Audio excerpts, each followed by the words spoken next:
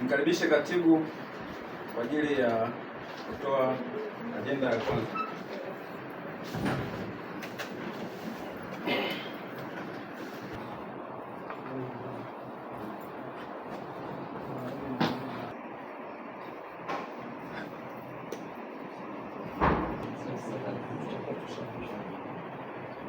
Asanteni.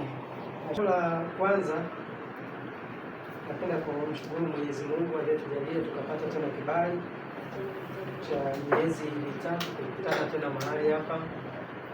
Niseme tu tumshukuru Mungu kwa ajili ya hilo, na niseme tu kwamba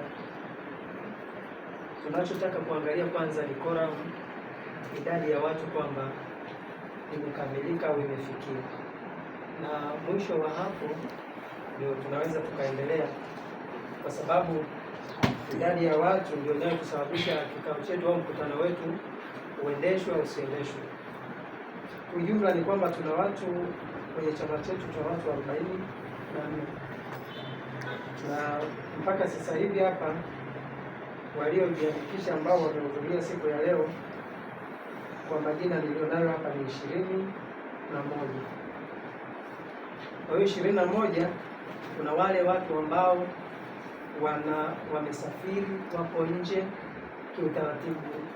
Utaratibu wetu na kanuni na sheria za chama chetu ni kwamba kuna vigezo ambavyo wanavitimiza wale watu ambao wako mbali, yamkini wamesafiri, yamkini ameomba ruhusa hajafika.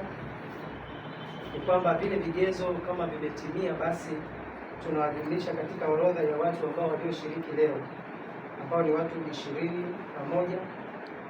Kwa hiyo niombe tu kwamba Bwana Robert, nijue kwamba idadi ya watu ulionao hapo kwenye hizo ruhusa zinazotambulika kikanuni na kisheria wako wangapi?